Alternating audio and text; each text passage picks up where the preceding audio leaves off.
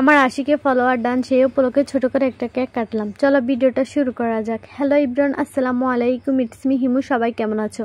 আজকে আমি মিমু ফারু আমরা তিনজন বের হয়ে গেলাম লাকসাম যাব কেনাকাটা করার জন্য। এটা আমার প্রথম ব্লগ, কেমন হয়েছে জানি না। তো গাড়িয়ে চলে আসলো, এখন আমরা তিন বান্ধবী যাচ্ছি লাকসাম। আমরা তিন বান্ধবী একসাথে হলে কোনো বন্ডা মিশে আসে নাই। গাড়ির মধ্যে উঠেও আমরা যা দুষ্টামি করলাম যা বলার ভাই। ওরা শুধু আমার খালাতো বোন না, ওরা আমার জান কলিজা সবকিছু। ওদের সাথে একসাথে হলে সত্যি আমি আমার সব দুঃখ কষ্ট সবকিছু ভুলে যাই। আসলে ওদের মতো খালাতো বোন পাওয়া ভাগ্যের ব্যাপার। আমি আমার সুখে দুঃখে সবসময় তাদেরকে পাশে পেয়েছি।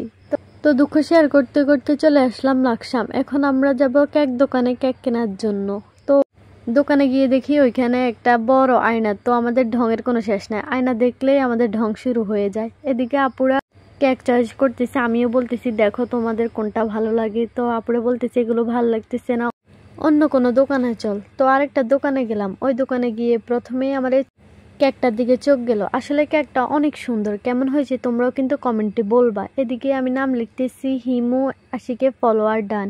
কেমন হয়েছে কেকটা সবাই কিন্তু অবশ্যই বলবা।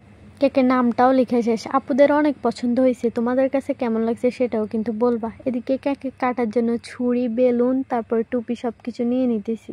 এদিকে দরকারি আরো জিনিসপত্র সবকিছু কিনে নিলাম। এদিকে আঙ্কেল আমাদেরকে সবকিছু প্যাকিং করে নিতেছে।